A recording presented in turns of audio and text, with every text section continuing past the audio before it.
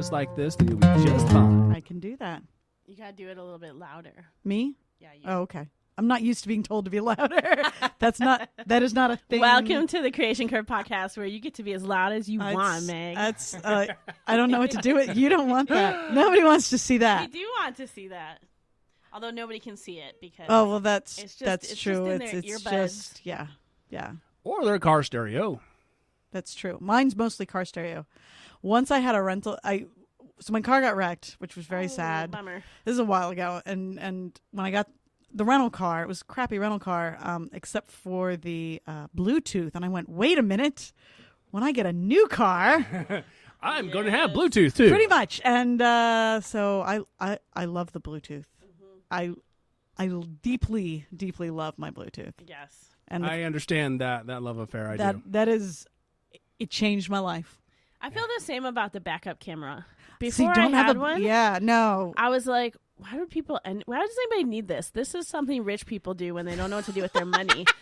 I just didn't like it at all. I thought it was ridiculous. And then I got one. And you're like, wait a minute. And now I'm like, why would anybody want to live back without up this? without Yeah. a back? I mean, I get that you can do it, but why would you want to?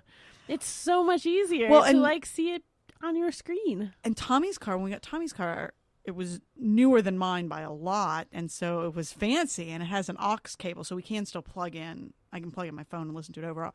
But it was the fancy car, and now mine's the fancy car. Nice. Although what happens is I blend them together. Mostly I forget his car does not have Bluetooth, and occasionally I do forget that my car does not have totally keyless entries. They call it keyless entry. I'm like, I still have to have a key to drive it, so no. Whereas whereas Tommy's is leave it in my purse, walk up to the car, get in the car, start the car. That's real weird to me. It is weird. Do you ever pretend you're just like telekinetic? I don't. Like I when would someone totally gets in- practice that. Yeah, you're like, watch this. I'm going to just turn on the car with my mind. I have not. I may have to do that, Tommy. Mostly what happened was, especially for a while, the first bit, Tommy would stand at the front door and wonder why it wasn't unlocked. And occasionally stand at my car door and wonder why it wasn't unlocked. Because he got so used to, Seriously. I do the same thing with regular water faucets now. Like I Oh, walk you into have- the bathroom and just hold my hands under it and stare at it for a while. What's going on, man? Why are you not turning? Oh, you have a handle. Right. Okay. Oh, my Right. bad. All right. Well, welcome to Creation Curve Leadership. This is, of course, your hosts, Coach and Kimberly, and we're here with the fabulous. I almost forgot your last name. It's McReynolds. I almost said Meg so- Reynolds, but then I realized I there's a get Mick in there. There's a Meg Reynolds. Meg. I have definitely been Reynolds. called Meg Reynolds before. I do answer to that. Okay. All right. So with the fabulous Meg McReynolds, who, as we discovered, is actually not a Megan at all. Dun, dun, dun. Margaret Catherine. Ooh, Margaret Right. Catherine. Not Catholic, which means I'm I was gonna say, Presbyterian. that's a super Catholic It's super name. Catholic, but we're Presbyterian instead of Catholic. It's okay. so. You're allowed to still have that name. We approve your name. Thank you. My mother will be pleased. Your name is Creation Curve Leadership approved. All right. Because we have that power.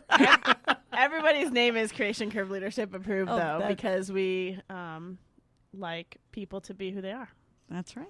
So if you too would like to have your name leadership approved, Creation Curve Leadership approved, just send a self-addressed stamped envelope at $19.95 to.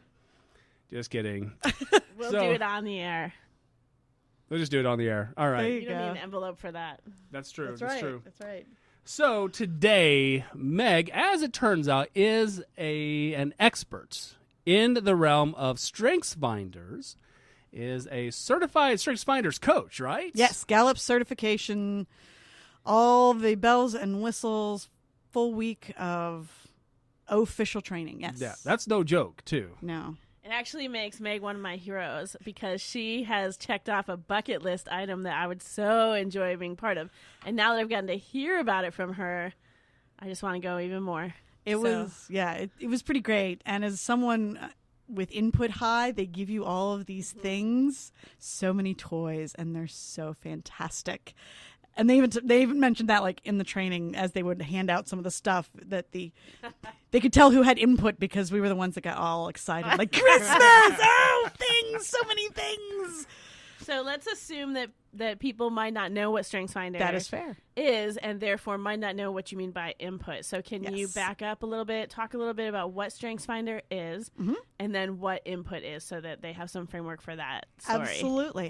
So StrengthsFinder was developed by Don Clifton, and I always forget the other guy's name. Many years ago, Don Clifton is considered one of the pioneers of positive psychology. This idea of instead of looking at what's wrong with people, what is working, what is right. Oh, that sounds like crazy talk. I know. It's out of control. So he's a psychologist, PhD, and as was the other gentleman whose name still escapes me, developed their sort of approach to looking at things with that positive eye. What is working? And so approached it from this idea of what do you do well? What are your strengths? Developed this personality inventory, although it's only sort of. Tom Rath, thank you, Google. Don Clifton and Tom Rath, and he's even written a couple of the books. A little embarrassed. So No need to be embarrassed. So That's what Google's for. that's right. Right. Google. Psychic Google, little disturbing, but there we are. So they developed this. It's not really a personality inventory in some ways, and I'll talk a little about that. But this, for lack of a better way to put it, this personality inventory that looks at 34. They landed on 34 different what they call strengths. What the inventory is actually looking at is talents. The inventory is interested not in personality so much as ingrained ways of approaching the world. Ways of approaching things. So there are not strengths that make you a nice person or make you a jerk.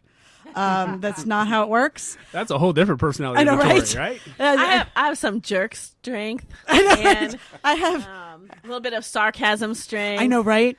Where passive aggression strength. Right. I know, right. So it doesn't actually work that way. All strengths are good strengths, but they point to different patterns that will show up in behavior. But they point to different patterns of thinking, different patterns of approaching the world.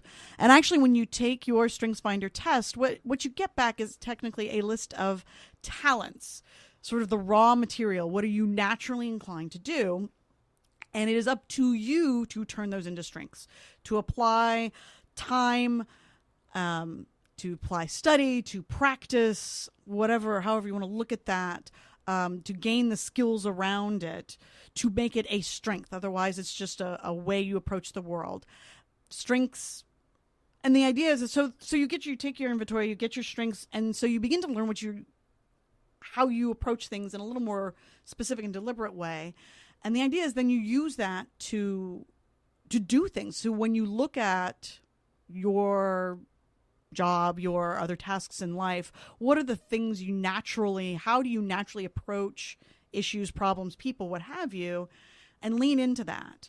So input is an example of one. Input really speaks to people who like to gain knowledge, but the idea, and I want to lean heavily on idea, is that it's practical, that there's a use for it later. And I joke about the idea that it's useful later because people with input frequently also collect a great deal of trivia. Like, I know a lot about dogs, which was useful at one point in my life and still arguably, but not the amount I know, right? Don't need to know the amount I know.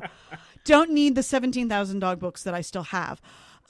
But I have these books, and that's another thing. They collect things because they want to have it for later. So input is interested not just in learning things, but having resources usually to share with others. So when we get this box full of cards and books and things for this and things for that, we like all the things because then we have things to play with that will be useful for later and that will make other people maybe better able to understand or what have you. And in fact, I had a coworker come by. He's like, "Do you still have the instructions for yada yada?" I'm like, "Of course I still have that." Does it matter that it's not at all my job anymore? It does not. It does not matter that I don't do that now at all. I still have and that. your coworkers speak StrengthsFinder, so you can say, "Of course, I have input." Exactly. I also have input in my top 5. It's actually my number 1. So when I first... Oh, wow. Yeah. It tells you something nerdy about me. When I first found out, I was kind of pissed about it. I was like, man, this isn't cool at all. And I didn't really know if I thought it was true. And then for the next week, it was like every single thing in my life confirmed it. Like, oh yeah, Oh. But one of the ways it plays out for me is that I'm very happy to sit in a meeting that I do not have to be at, just to see how people are interacting and what's the information. And I might not need that information, but I like to have a full picture. Yes. And I have a connectedness in my Yes. top layers of strengths, and so I like to see, like, even though that's not in my domain, it's probably connected somewhere, and I'd sure like to Right. know what's going on in that department. And so people have to kick my butt out of meetings. That's fun. And I have to so like really fun. be disciplined to not spend a lot of time gaining knowledge around stuff I don't Right. really thoroughly need, Right. at which point I'm not really doing the task that needs to be accomplished. And Right. so it's kind of like the downside of my input is I want all the info, and it sometimes stops me from taking the actions. You know? Right. And well, and so very funny. So I've been doing this for 6+ years. I've been a certified coach for over a year, but really been gaining knowledge because it's something that my company has really invested in. And it's something that really appealed to me and I found very useful and input, right? Right. You're like, ooh, now I understand all my people more. I know, it's so much better. And but what's funny, so I've been doing this for a while, and so I have a pretty good handle on most of them, whether they're in my top or not. But yet the way you phrase that was really, it's like, that is why I do that. That you are correct. That makes so much sense. And so this idea with strengths is to lean into that, to accept that this is what I do. And how do I use that for the greater good? Another example is focus is my last strength. And you use all your strengths. They are some are easier than others, right? Your top are the easy ones. Your bottom are not are I don't think I challenging. knew that about you, but it's funny to It's hear you say so, that. like giant, whatever the opposite of surprise is. Oh yeah. 34. That's fantastic. So focus is my 34. And so what that means is that, for example, my boss at one point, my last boss asked us to do goal setting in the next hour. Like, we just needed to get it done and get it in. And I'm like, wow, because I don't think that way, because that's 34 for me. So it's incredibly difficult for me to access, and it's incredibly time consuming and tiring for me to use. So I, in this case, did one of the things that you can do, which is I turned to one of my coworkers who has it pretty high and was like, help me with this, because this is so traumatizing to try and do in an hour. I can't do it over days. Why on earth can I do it in an hour? Because it's so foreign to how I think.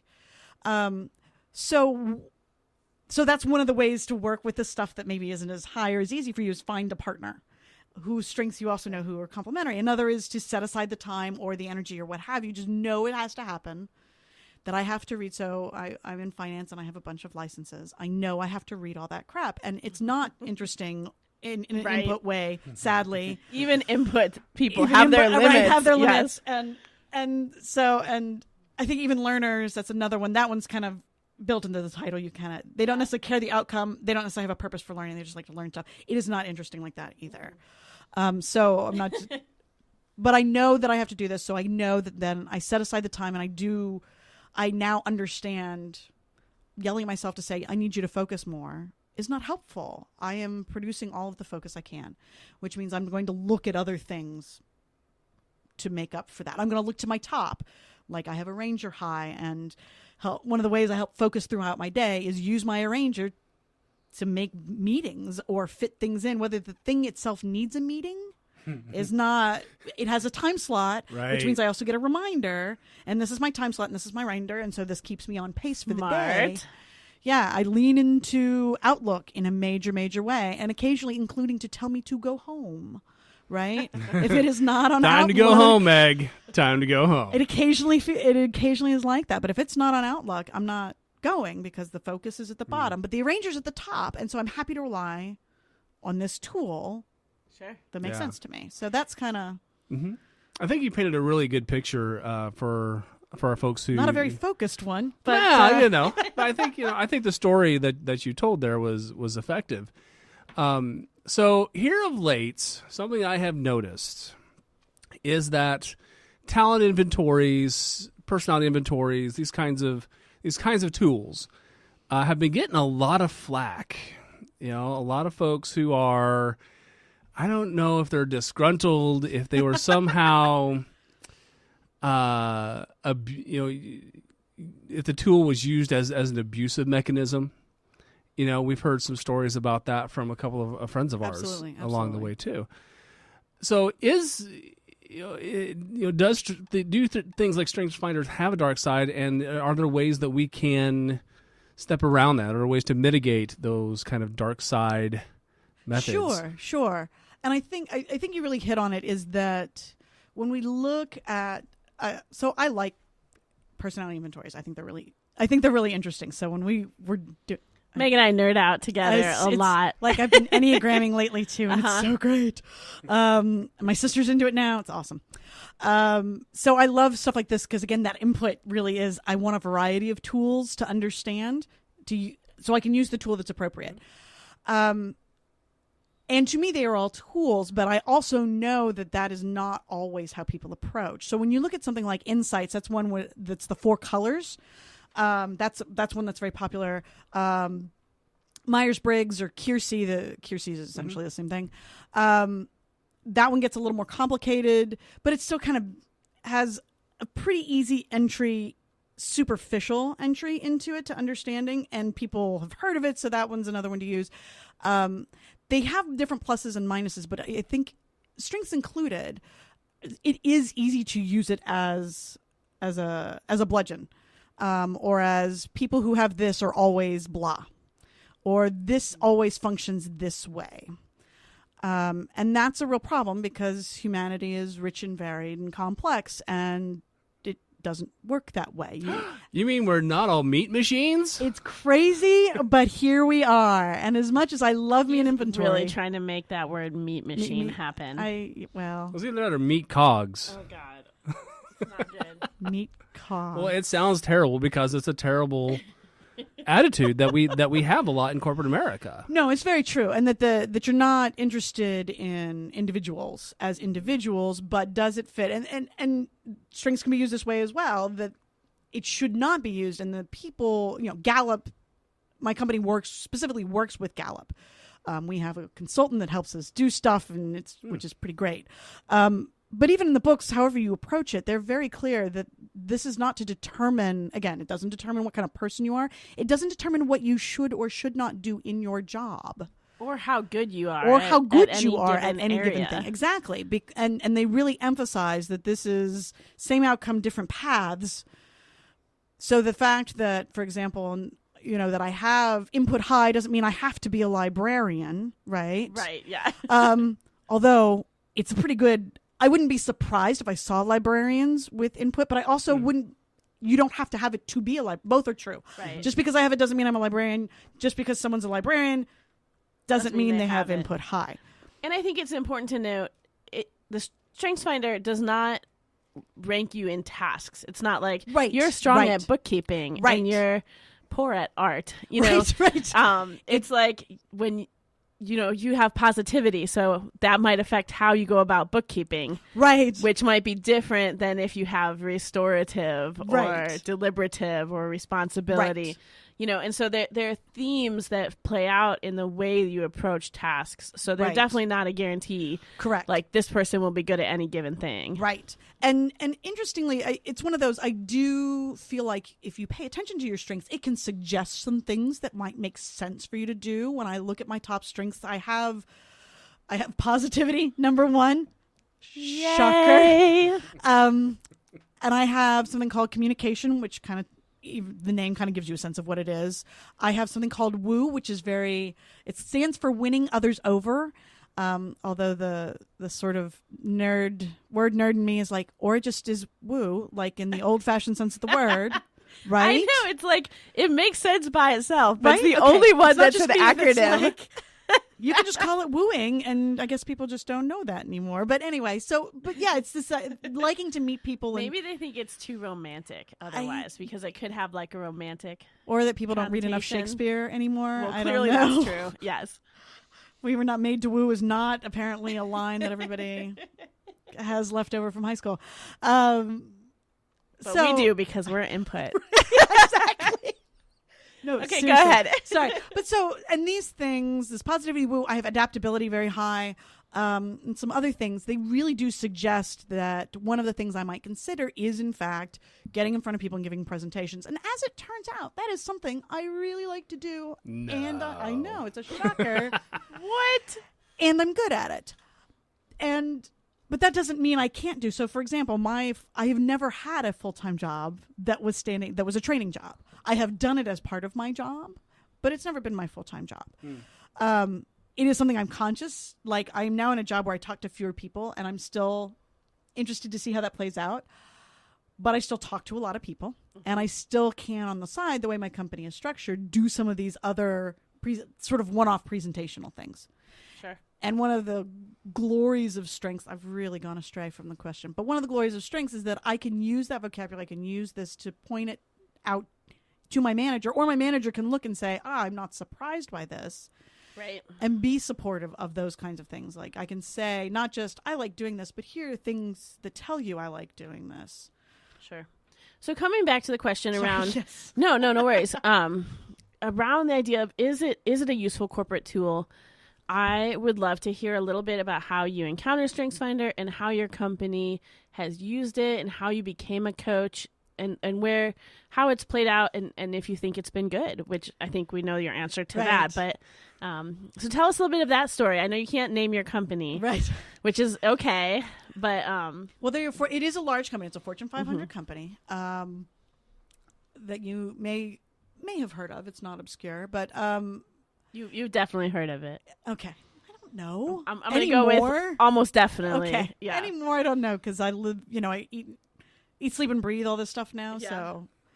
So, but this was something they rolled out again, maybe 8 years ago, somewhere in there, and had everybody start taking this. And I know that pockets of people had done insights previously, but I don't know that it was as like everybody in the company. But when they rolled it out, it was everybody in the company is going to do this. Were people excited about that? Were people resistant to it? I think there was a range. And I certainly think, I know I was kind of like this. I was really excited about it. I really liked it, but I also was afraid it would be kind of a flavor of the month.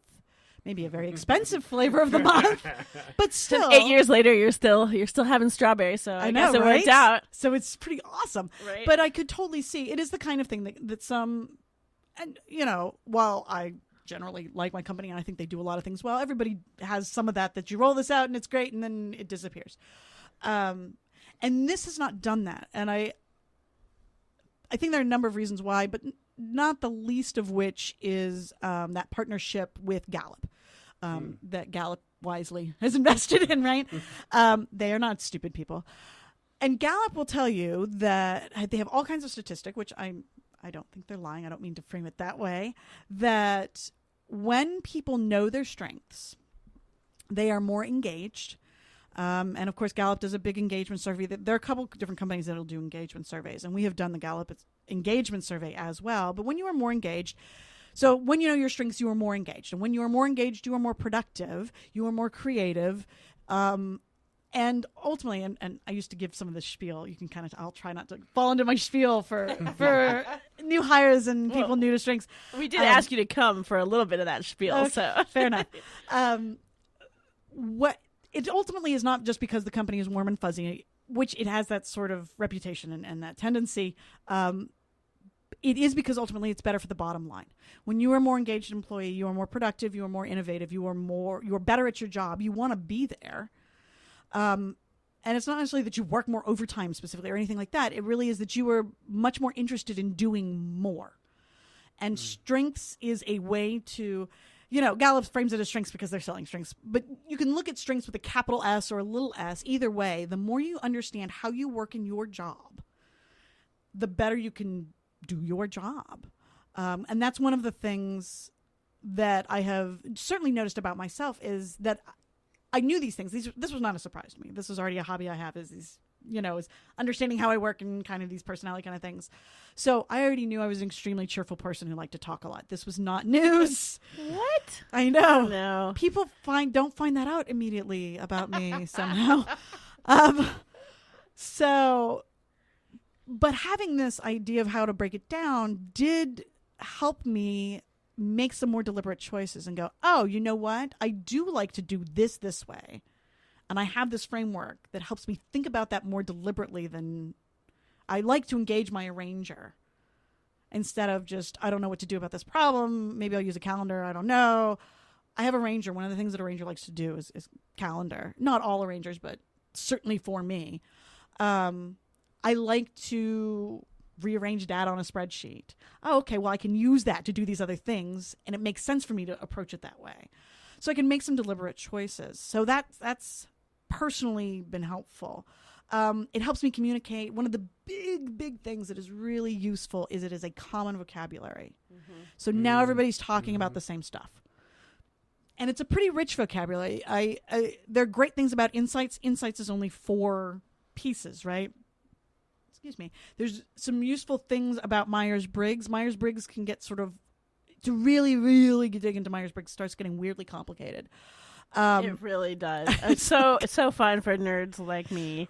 Right. But it really, when you start, it really does. I have only touched and gone, oh, okay, no, not today. I have a Myers-Briggs mentor. I actually videotaped him explaining the the way that the things interact, and whether you're an extroverted feeler, an introverted thinker, and like all of those things and how you figure that part out. I needed not only to experience it from him a couple times, but then I was like, you know what? I'm just gonna video it so that I can go back and reference it, because it's right. I coach people around Myers-Briggs, and I still have to go back and look at it. Like, wait, how does this work? Right. No, and I will say 34 is a lot, and I don't ever expect anybody to know all 34. But they are fairly straightforward. You don't have to do weird equations to access what does that really mean. Right. And I'm most not doing calculus to figure them out. No. And most of the time, the title tells you a pretty decent amount. Mm-hmm.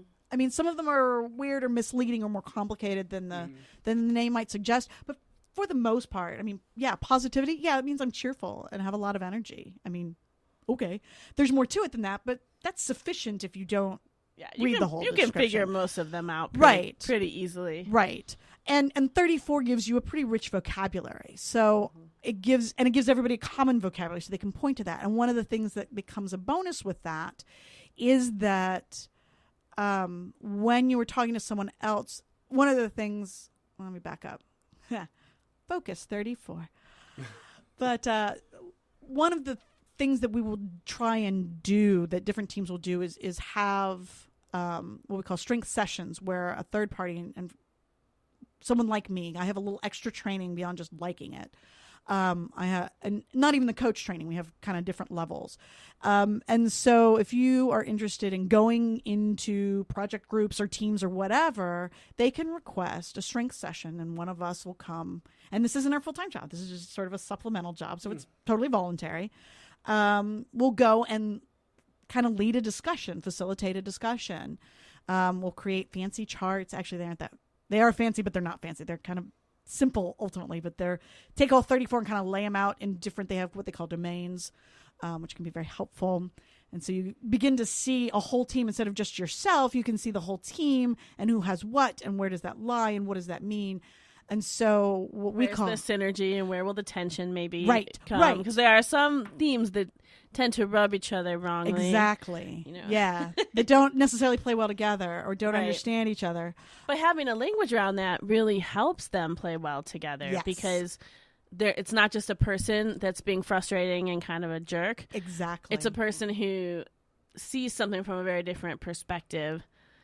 So one thing that I've experienced a lot, I've worked in 2 different teams where positivity was in the top 3 for my boss. And then when they had people on their teams with high restorative people have a sense of what is missing and what is broken. Oh, and they're always calling out the broken thing. Yeah. And not from a pessimistic, everything sucks kind of way. That's just from here's a thing that's broken, let's fix it. Right. But they're constantly focused on the broken thing. They miss the things that are going well, because their focus is, how do we make this better? How do we fix the parts that aren't working? And so for people who operate from a place of positivity, it's depressing. They just seem so negative. Right. And for in the reverse, from people who see all of the things that are broken, when someone's constantly telling them everything that's great, it feels like they're just blowing smoke. Right. So if you can get some of that language in front of them, they can start to understand we actually can really benefit from each Right. other's perspective if we stop being mad about it and start leaning into, you know, like there's more intelligence between the two of us here. Right. And that's exactly where I was going with that. Yeah, it helps. And it takes away, as you said at the beginning, too, that it takes away that you are being a jerk and is more like, no, you were seeing this differently. And I could see how that would irritate me. I had my husband take StrengthsFinder, too, not because I don't know him. I know him really well. So there was not a lot of surprises. But now you have a shared language. Now we have a shared language. Right. He paid more attention than I thought, which that was amusing to me. But the other thing was really seeing it in that different kind of format. I'm like, oh, that's why these discussions go this way, because I'm getting exhausted and he's just beginning, and he could do that all day. And I get to a point, like we will have sort of philosophical. So what are the strengths that you're seeing play out in that kind of scenario? So he has something called intellection high, and that doesn't mean smart. It means likes to take in information and sit with it and turn it over and spend time with it. These are the people who, if you want them to share in a meeting, this by the way is one of the single most useful things. If you have someone you want to share in a meeting, if they have intellection high, chances are extremely good. You need to ask them a couple days beforehand to talk about X, because they need to think about it. They're not going to just pop up and volunteer. Whereas I got activator high as one that causes me to just blurt out whatever's on my mind, right? I don't prep in advance. That's prep. Adaptability does not help that either. Close enough, it'll be fine. But he has the positivity adaptability. I'm not sure is a great combo for that reason. But he has intellection high. He has ideation, which is a very what if, with not necessarily a practical, it doesn't care if it's practical. That's it. It may be, it may not be, whatever. That's not the point. There's a joy in it, even if it doesn't land. Right. And he has learner. He has something else too where he really, I don't think it's futuristic, but it may be. I didn't bring the one with him on it, which is kind of a surprise. He has all of these that really like to just have these very intellectual discussions. And I enjoy that up to a point. And then I stop. And I think maybe it is futuristic. He has context really high is another one. Oh, interesting. So he likes to read history. He's got this huge depth of knowledge. And in fact, I tease him all the time when he doesn't know like some historical whatever. I'm like, why are you here? Why did I marry you? You don't know this stuff. This is your whole job. I mean, he's a kid who read the encyclopedia for funsies, right? Right. I resemble that remark. Also, Right? Ben. So when Jack was like, I don't know, 1 or 2, Ben got really excited because he went home and he found his child dictionary, and he could not wait to start reading the dictionary with Jack. And I was like, what? Okay. But it's pretty cute. I'm not gonna lie. Well, it's I pretty, love and I'll it. tell you what, Jack has a pretty good vocabulary, Right? Well, and again, my husband knows at least a couple sentences about this massive range of stuff that is an area that my input did not find interesting, so I didn't retain. Right. But so these are the kinds, so he really likes to have these very philosophical, intellectual discussions. And I do too, but they tire me out. They're work for me. These are not my top strengths. And so I enjoy them, but then I get tired. And it's about when he's really hitting his stride. And I was like, oh, that's the problem. He's like, oh, I thought you just got mad at me. I'm like, well, I do. But the reason I get irritated is because, and he has deliberative high, and that's another, it likes to poke holes, and I'm not a hole poker. But yeah, so he's just catching a stride when I'm getting tired. And I would much rather talk about how I'm getting tired than how he's annoying me, right? That's a thing that I can discuss because I don't want him to stop. I like doing it. But here's why this It's almost like you need him to start without you. And Yes, then he can come in that when is he gets his right, stride. and then I'll join in later.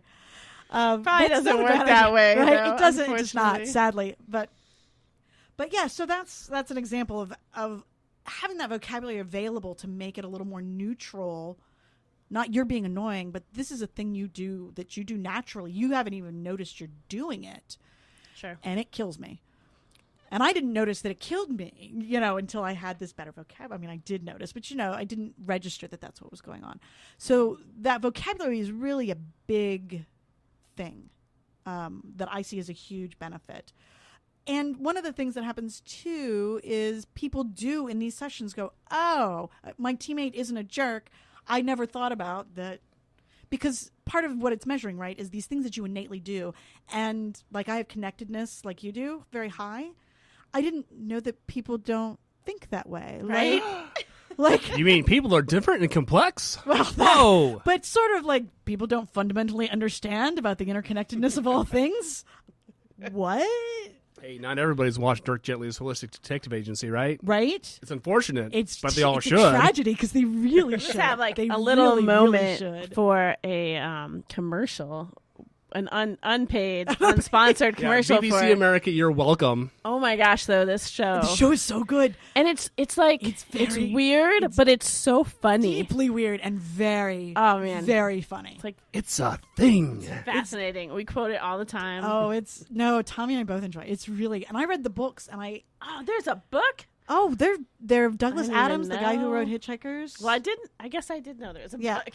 So So I told you did there was a know book. it was from the guy. I didn't know Yeah. that it was a book, but I suppose I well, could have put that together. well, you don't need to read the books. Also, Dirk in the books, because I picked him back up because I haven't read him in 20 plus years, right? The Dirk in the books is a little different, and I like this Dirk Oh yeah. better. Mm.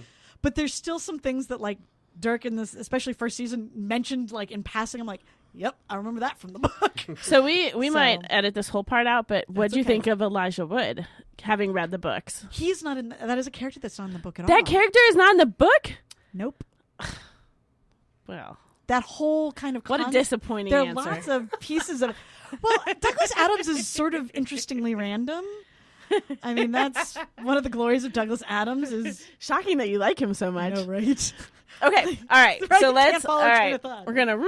Sorry. So Backwards. with all of these, we've been on the very positive side of things. So, Right. which I knew that we would be coming in, you know.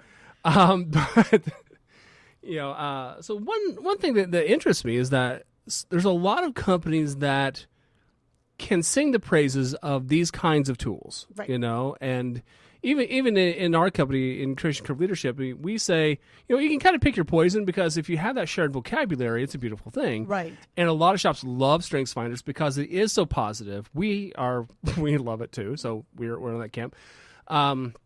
Some folks, love the Enneagram. Some folks, like in church world, it seems like Enneagram right now is like ripping the church, through. It's just ripping through like a storm right now, and in all kinds of denominations, which is really fascinating. But why in corporate America, it seems a lot of shops really kind of shy away from it. They're like, yeah, nah, bro, I'm not really feeling that, because we don't really know that seems like fluff. That seems like, Right. the woo-woo stuff, and we're not really a woo-woo shop. We just want the whole cold, hard facts and numbers and Right. blah, blah, blah. And, so why is that? Why did companies start to kind of pull away from that? Well, I think you hit one of the big ones. One of the ones I think is cost. Like, this is not a cheap endeavor.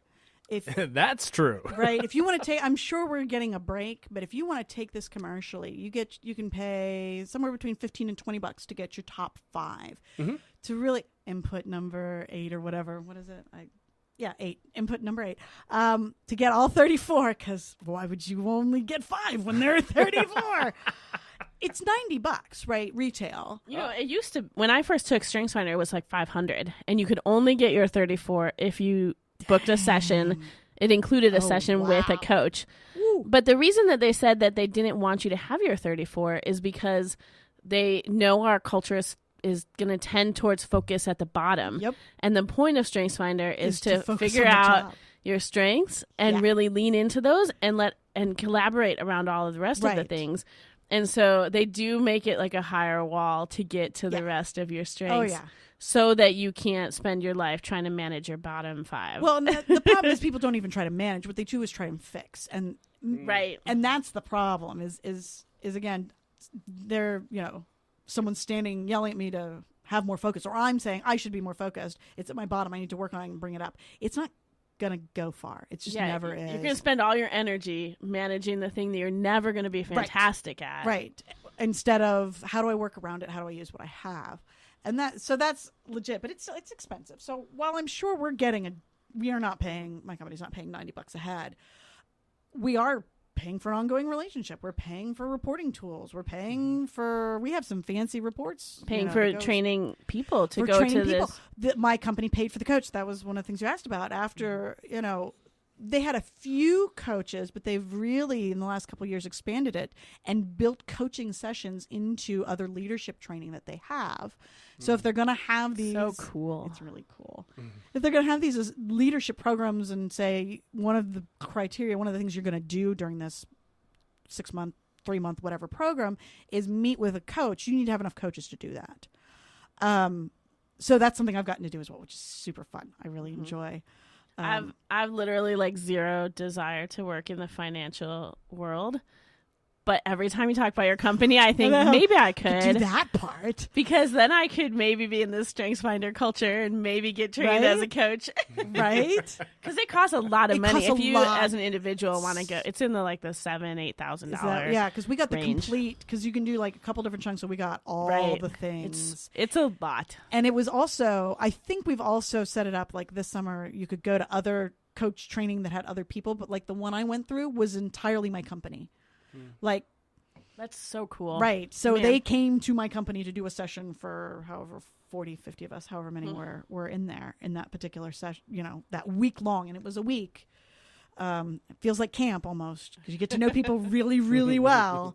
Right, because you're all talking about your strengths, talking about yourselves, and you're very vulnerable. personalities. And that's another thing, side note, that's nice about strengths is it offers a way into vulnerability without starting with the negativity. Without starting with negativity and without starting with, my back in my childhood or whatever. It's an easy kind of vulnerability, if that makes sense, because everybody's on a similar playing field. When I first started making team charts, I would put the manager either at the top or the bottom to make them easy to find, until I heard a manager say one of the things they liked was that the chart was just people basically in alphabetical order, because that's just when you run the tool, that's what it does. And so they weren't pulled out. And I'm like, oh, my bad. I will stop pulling you out then, because that's a great point, is that you are the same in that respect as everybody else. But I think back to the question, Coach, 20 minutes later. I already forgot the question. What's the question? Why don't shops do this? Oh, yes. Why don't shops do this? Cost is one. Time, I mean, it costs time. Like, I spend they pay me to do a different job than strengths. And so this is supplemental. And while on the one hand, I'm still expected to get all my work done, etc., it's still costing him money, right? Time that I'm spending doing other things.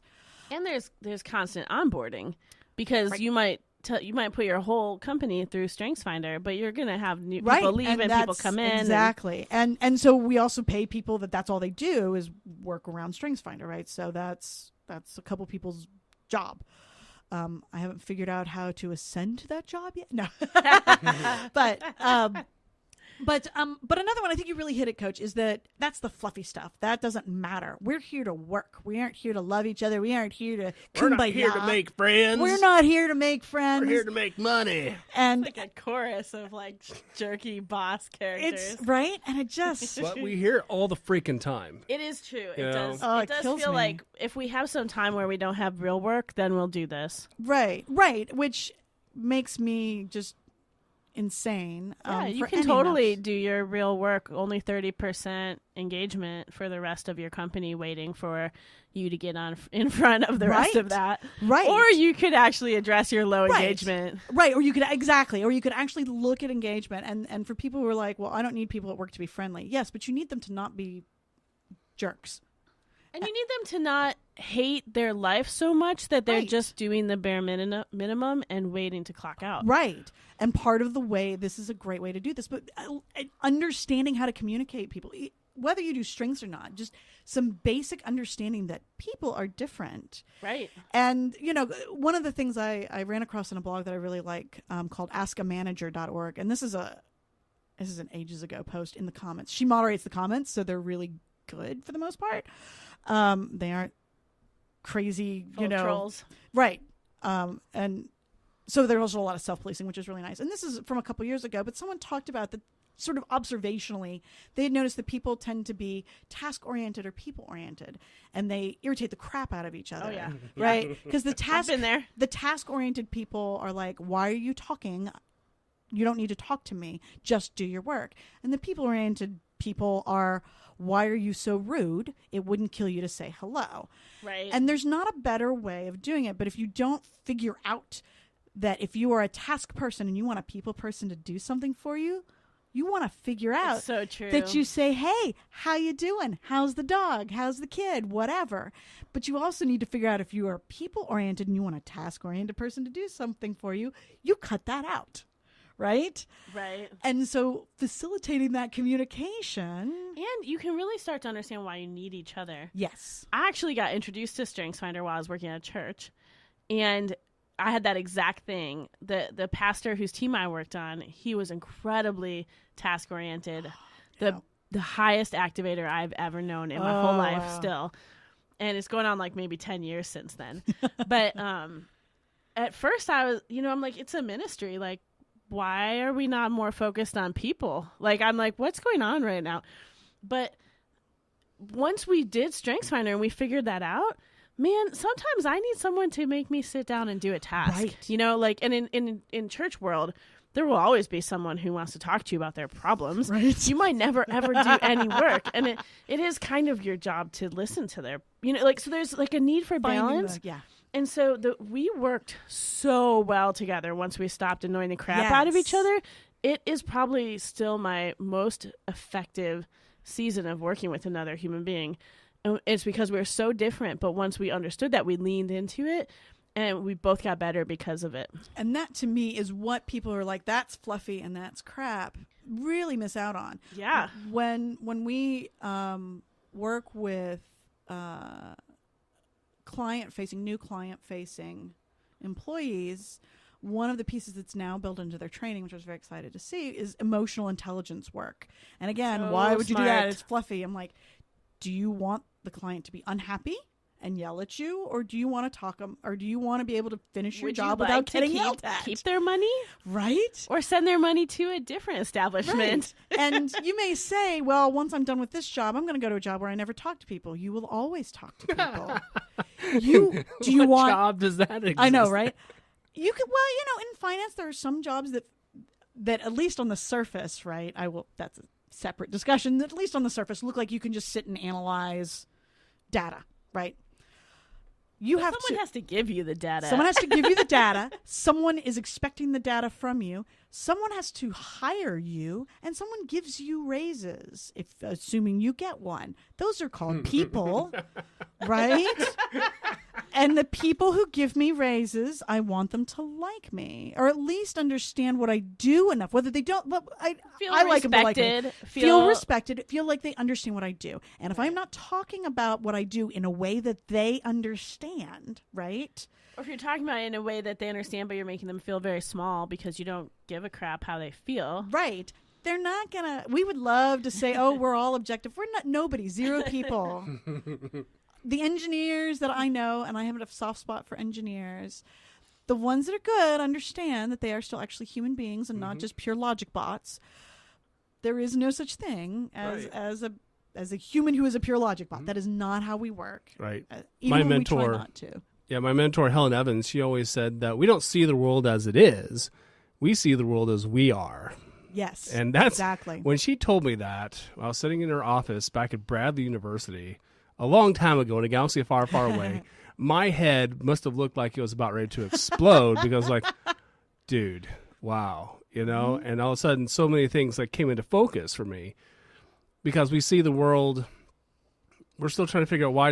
Well, I would never do that, right? So let's start to bring this home in for a landing here. I pulled up here on the screen. Some of the latest polls, because Gallup actually runs employee engagement polls on a daily basis.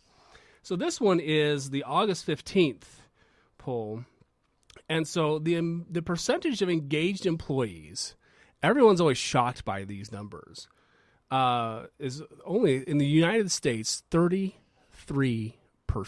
Yeah, and really when they're talking about this stuff, they have kind of three buckets. They have the engaged, the not engaged, and the actively disengaged. And the engaged are the ones that are really actively interested in their job. They want to go to work every day. They think they do interesting work. They may still enjoy their time off. I don't mean that they are workaholics. That's not inherent Right, in right. that. But they're interested in the work they are doing. They have ideas for how to do it better. They're interested in that. And you're right that people are surprised, except that if you really think about it, most people fall in that middle category, which is that not engaged, which is they go to work and they do the work and they do maybe even good work, but they don't care about the work. Yeah, they don't care that much. They're not losing sleep if like the revenue goes down, you know. Or you know, they're not going to. They aren't even necessarily slackers. They can do a good job and still not care very much. And then you have the actively disengaged, which are the problem. The amount you get dragged down by that active disengagement is huge because they are not just not doing a good job. They're telling everybody else about not doing a good job and complaining about things. And even if they live in a space where everybody thinks they're wrong or that they are not like my company is pretty engaged, right? So if we have an actively disengaged person, that's going to be noticed and it's going to be unusual in the culture. And so they're not necessarily going to bring people with them, win them over to their way of thinking, but they will bring everybody down, including the actively engaged. Well, and often those people are in some specific way acting against their company by not doing what they know they're supposed to be doing, by sabotaging a coworker because they are frustrated with that person. So that's a lot of active disengagement. Yep. So like if you're having a feud with so-and-so in accounting and you decided I'm not going to ever turn in my report on time because that makes life hard for this person who I have this problem with. Yeah. Well, that's going to affect the company, you know, and so you're doing things, you are actively doing things that are working against your company. And when you think about the fact that you, as a boss, as a manager, are paying that person out of your budget to really Destroy intentionally mess things up. Yeah. I mean, it matters. It matters a lot. It really does. So how much does StrengthsFinders actually cost then? Right? No, and that's right. That's like one of my things. I'm like, well, yeah. How much does it cost you? Or how much does it gain you? I mean, I think that there's a significant ROI if you start to bring up that engagement number, you know, especially for that middle. Now, there's always going to be folks who are slightly evil. Right. Right. Yeah, no, there's no such thing as not actively engaged. You can be a very, very actively engaged company, and you will have people actively disengaged. And everybody will be all three of those at some point. Yeah. I'm a cheerful person. And I prefer being engaged. And I've never, you know, and some people are perfectly content to be a clock puncher. And I respect that. I don't have a problem with that necessarily. I don't think that's the worst kind of employee to have, right? I'm not necessarily worried about that. Where was I going with that? But we've all been all three, right? I have been an actively disengaged. And I'll tell you, forget about what it was doing to the company. It is a sad place to live, man. Yeah. It is a hard and tiring place to be. As well as the fact that, you know, it was hard on my boss because my boss liked me and wanted me to be successful and watched me self-sabotage that. And there's only so much a boss can do before they got to cut you loose. And in some ways, depending, he probably should have let me go, right? Don't get me wrong. I'm really grateful he didn't. And that he recognized, and some of it, right, was I had been a very actively engaged and really great employee for a longer time than I had been an actively disengaged. Right. But that refusal to deal with the actively disengaged, not only do you not get rid of me, right, in that circumstance, but my cube mate who I'm complaining to, my other teammate, these other people who are just sort of in the vicinity, even if they don't agree with me, I'm still having an effect on, got to listen to Meg complain again. Ugh. Yeah, yeah. I mean, and I've been on that side of it where I'm like listening to other people and I don't necessarily agree with the take they have. It's tiring to listen to. You know, one thing that I've noticed about StrengthsFinder is when we have people who have positivity, if you get them to the point where they can't find that happy thing, you do not want to be around those people. Like positivity people who have nothing to be positive about are dangerous people. And you really nailed part of the underpinnings of positivity, which is this energy. And if the energy, positivity can be knocked out really quickly, I wouldn't say easily, but it's sort of, it can be an all or nothing. Where then, you catch the me wind is out of the sails, right? And once the wind is out of the sails, it is dunzo. Like it's not a gentle fall; it is kneecapped over, right? And as you said, if there's nothing to be positive about, there's all this energy that the positivity typically has that is no longer going happy. And that's again, Danger, War Robinson, danger. It's a frightening thing. But yeah, so, and that was something, it did remind me though of something else that I wanted to mention that I appreciate about strengths and being a strengths culture and having strengths coaches built into our culture is that also give, in addition to having if your manager is interested, and this is another downside and why people don't necessarily invest in some of these programs, it does take time. It takes some time and effort to even get to get good at it, to find to find it useful. If you have, one of the things that has happened that I've noticed with this culture, especially when we send people through these leadership programs, is now they have a designated person that it is okay to ask about problems. Right? I am a neutral third party. I mean, I'm not a shrink. It's not, but I am a neutral third party who they can say, hey, I'm struggling with this, or hey, what does this mean? Or hey, I'm worried about this. And I can use strengths as a basis for, okay, well, let's talk about this, or let's think about this. Because especially with the coach specific training, part of the training is about how to be a coach. It's not just deeper dive into strengths. It's a lot deeper dive into strengths, but it's also how do you coach people? Right. What kind of questions are you asking? How do you get them to have their own things that they see? And now it's safe for them to go find someone. And now some of the people that come to me more often are friends of mine anyway, right? Right. But I like being a work shrink. I enjoy that work. But they also now have a place where that's okay to go. I think it also helps there be some place to say to your boss, I'm not enjoying the work that I'm doing. Right. It's not because I'm above it or I'm like a slacker. Right. But it gives you some language to say, I don't feel like I'm operating in my strengths. Right. And so what I would really love to be doing is this, and it doesn't look like you're just like needy and difficult. Right. It maybe is like, I could be fully engaged if I was over here. Could you help me with that? And there's some space for that. Exactly. And that's, so I was putting together an exercise for my team, and I started to skim, and I thought I was going to skim like a chapter of a book I've been reading. So of course I have 20 zillion books. I married someone who has input also very high. So, oh my God, all the things, so many things, but I've been meaning to read this book for a while. And it was at work, or I actually remember to bring it to work, called Go Put Your Strengths to Work. I don't remember the author off the top of my head, but it's on Amazon, etc. Go Put Your Strengths to Work. And he is talking more about little s strengths, but that's okay, because what he's talking about is really, really useful. And one of the things that he talks about is looking at, are you engaging what you do best? And if you're not, can you restructure your job so you are? And it doesn't hurt to ask that. Say, hey, this is a thing I do. Is there a way I can do more of that and less of this? So, I mean, with me, for example, I did more training than probably any of my coworkers in my last job. I suspect I will do more training than any of my coworkers in this job. Right. Because I like it. And I have coworkers and the way strengths look at things, right? I have coworkers who actively dislike it. So and that's another thing, is not just how do I enjoy my job more, but if they don't like it, and it's not like everybody needs to do X. They don't. This is a thing that needs to happen, but it doesn't necessarily have to be everybody does it. So and if you do more and they do less, actually everybody's wins. Happy. You win, they win. Yep. The result is probably better. Exactly. People's experience in the training is better. Right. Yeah. Well, and that's one of the things, too, that the author touched on in Go Put Your Strengths to Work, is that by giving things away you don't like, if you are finding an expert that actually demonstrates your respect for that, or I think this work is important, so let me find someone who can do it well.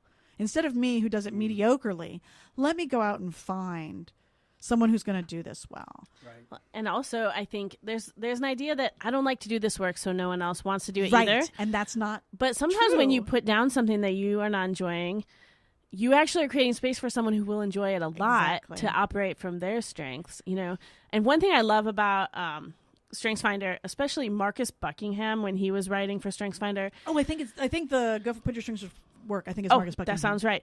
So he talks about strengths, and probably everybody does, but the person I learned it from was him. that a strength is something that makes you feel strong, and a Yes. weakness is something that makes you Yes. feel weak. So you can conceivably be very good at something that makes you feel weak. Right. And not enjoy it. Or you could really enjoy something that, Right. like, And those are called hobbies. That last one, and that's fine. And that's something I talk about too. it makes you It's feel like- weak, but you still enjoy doing it, And so Right. so let's bring it into a landing. Yes. Our last question for you is, what about for people who are in a culture where StrengthsFinder is not being utilized? What would you say to them in like a little coaching moment to them? How can people use this to better their work environment, even if it's not part of the culture? And maybe they're not the CEO that gets to make that decision, or the manager. How do you see people? What do you recommend for people? Well, I'm a big believer, the more self-knowledge, the more you understand how you work and what you like to do, the more you can make sure you're doing that. And the more you can avoid not doing that. When I took the job I have now, it is less people-oriented, certainly in its description. So one of the things I did was, and this is, we can call it strengths, we can call it whatever you want. I know I have to have a job where I talk to people. So I made sure I talked to people before I took the job to make sure that there was going to be. I see what you did I know, there. right?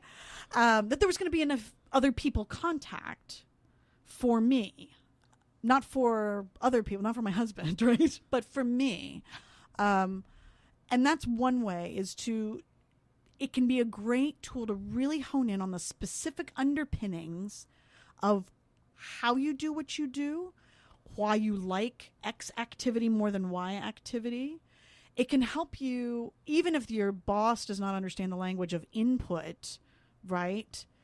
You can use that to say, one of the things I enjoy doing is being a resource and having resources for other people. So I actually like going to these random trainings and coming back and having that information for other people. So if that's something that's available, right? So that it still gives you the ability to articulate maybe more specifically some of these things. I don't mind doing all the calendaring because I do have, in your head you're going, I have a Ranger high.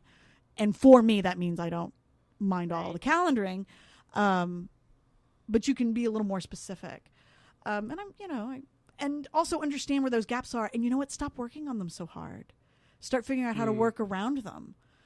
Like you could let it go. Yeah. That you don't have. Yeah. It's like, so I have ADHD. Like Lou to has the your surpri- top right. one. I have ADHD. Stop trying to be that person. Yeah, exactly. I have ADHD to the surprise of 0 people. So finding out focus is 34, again, not a surprise. Shocking. But it's a very similar thing. That once I really was digging into ADHD and what are the implications, I stopped trying to be a more focused person because you know what? That's not available to me. And that's sad, but whatever. I can't do much about but then it. I think of something else. Right, exactly. But puppies, yeah. So instead of spending time beating myself up for not being more organized or not being more tidy or whatever the piece is, I go, okay, 1, let me learn to live with X level of this. And 2, what are the other things I can do to kind of work around it? Mm-hmm. Instead of demanding that I do it the same way as someone else, what are the ways I can do to make this work for me differently? So those are the things, whether your managers engage with that or not, whether the people around you understand the specific language, I think those are the things. Both here's how to lean in and here are the things to grab onto. Like I was much more deliberate about calendaring, right? Mm-hmm. Right. Once I took and understood that a Ranger was something I liked to do than I had been previously, and it that much better. I'd already let go the focus piece, but now I have a tool to lean into. Gotcha. This has been amazing. So, Meg, thanks so much for hanging out with us. My Thanks for talking about pleasure. this. This is obviously a huge interest level or interest domain for us as well. But we're going to bring it on for Lenny. So once again, you have been listening to Creation Curve Leadership with Coach and Kimberly and the fabulous Meg McReynolds. Woohoo! Thanks for hanging out with us. We'll see you next time. Have a nice night or morning Or or afternoon. Right. Peace. Wherever you may be.